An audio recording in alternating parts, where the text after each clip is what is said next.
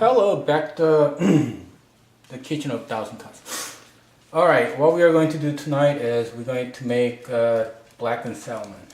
The ingredients that I use is kosher salt, garlic powder, dill wood, running a little short on that one, and fresh ground pepper, and smoked paprika.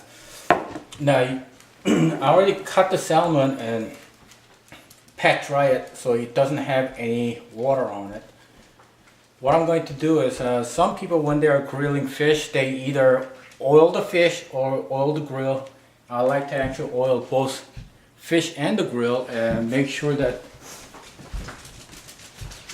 the fish doesn't stick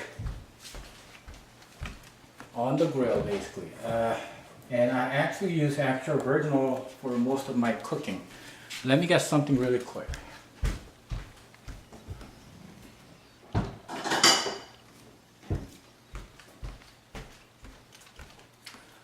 So first thing I'm going to do is I'm going to pour some oil. I'm going to pour enough to actually oil the fish and oil the grilling surface, so I'm not going to have the fish sticking on me. And to do that, we are going to need some brush.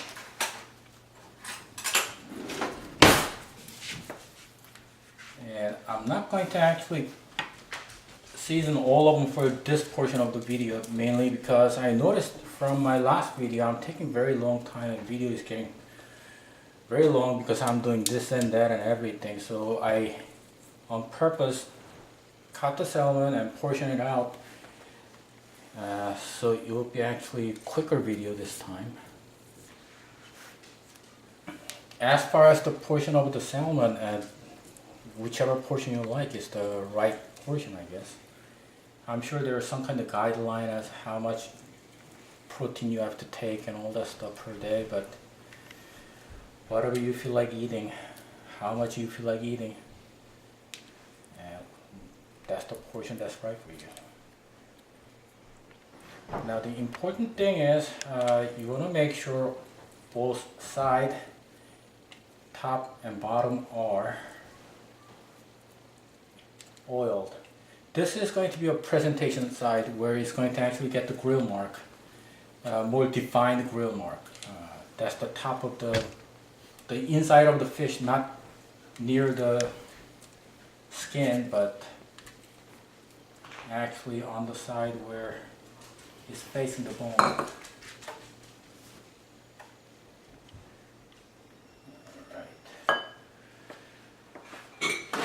Typically I season all of them together at once. First the presentation side, then I'm going to flip it over, oil it, and I'm going to season that side.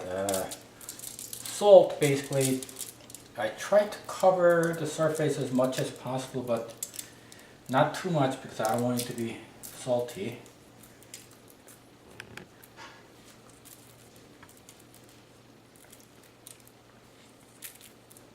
You could probably see I'm wasting a lot of salt doing this thing. Then next I use fresh ground black pepper.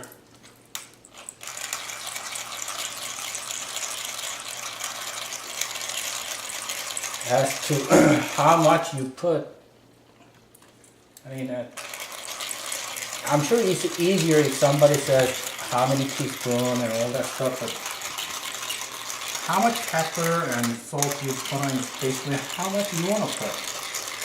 I mean, who cares what the book says? I mean, if you was cooking pastry, it is important that you follow the instruction letter by letter and amount that's given, because pastry is more like science, it's more like a chemistry lab. But cooking is very forgiving. You can put the ingredient as much as you like, or little as you like. It all depends on your taste bud. Now after that, I'll put on some garlic powder.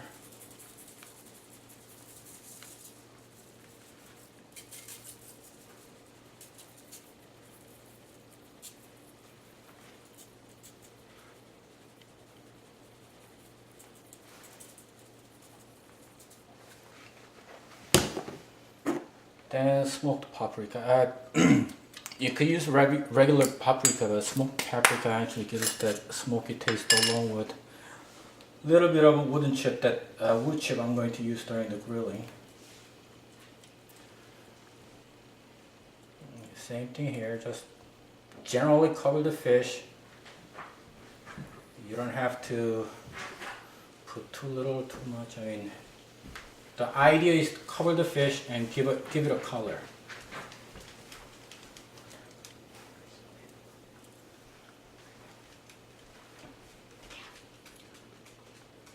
And last ingredient that I'm going to put on is dill weed. I didn't know I was running out of the dill weed, but I guess I was, so maybe dill weed will be only on the top of the fish today. Dill weed goes very nicely with salmon. And apparently I don't have enough to actually cover the whole thing. Amazing. 1 second, let me see if I have extra dill weed.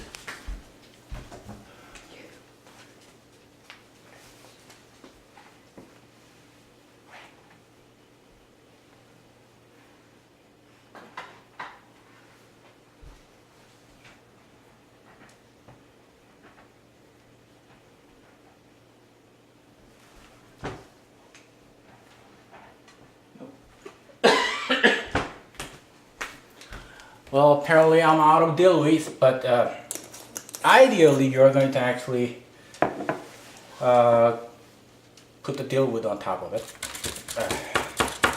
After doing that, you need to actually make sure the rub is going into the fish. I usually don't rub the fish too much because usually fish might actually get crushed if I do that. So I typically just tap on it, and usually tapping on it is good enough to actually blend it and cover the fish with the seasoning that I have put on.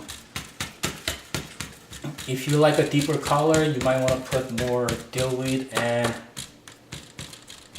the paprika on it, and that will actually give a deeper color when you're grilling it. Alright, that's the first part of it, so I'll see you guys in a minute.